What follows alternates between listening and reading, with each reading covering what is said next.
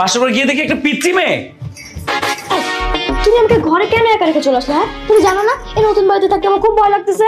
যা, বোমা ডাকছে, ঘরে যা। যা। না আমি যাবো না।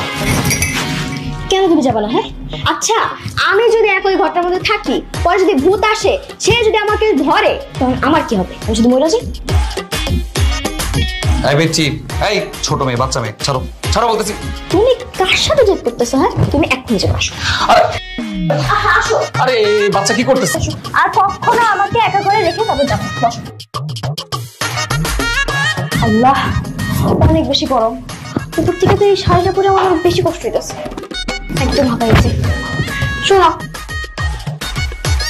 তোমার তো মনে অনেক বেশি ঘুম পাইতেছে, তাই না?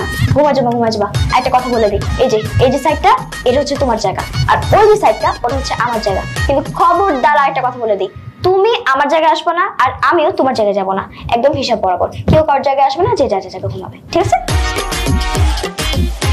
এবার তুমি ঘুমা যাও, আমি ঘুমা যাই। অনেক রাত হয়ে গেছে, তুমি মনে অনেক ক্লান্ত না?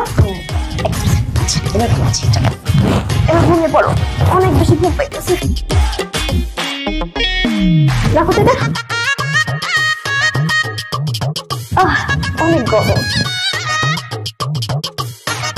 বাপরে বাপ, কি টাটাস করে কথা করে বাবা। বুড়া মানুষ ফেল, পিচ্ছি একটা মাইয়া।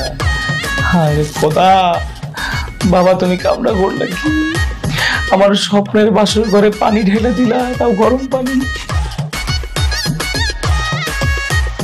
আরেকটা কথা, তোমাকে তো এই কথাটা বলতে একদম ভুলে গেছি। যদি না বলতাম অনেক বড় একটা সমস্যা হয়ে যেত।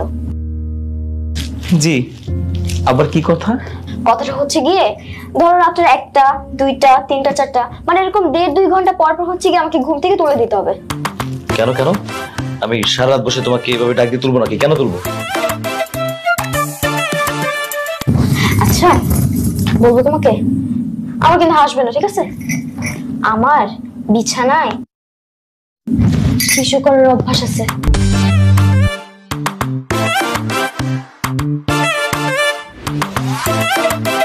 আরে কি হলো, ডাক দিবে কি দিবে না? আশ্চর্য বিষয় তো, আমার কথা যেমন শুনতেই পারতেছে না, আমার কথা কোনো উত্তরই দিতেছে না দিলে নাই।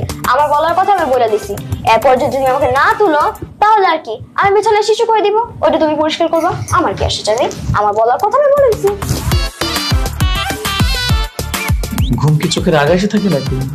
আরে খোদা, কি মহা মুসিবতে পড়লাম গো খোদা, এটা কোনো কথা? আমার বউ বলে বিছনায় ইস্যু করে।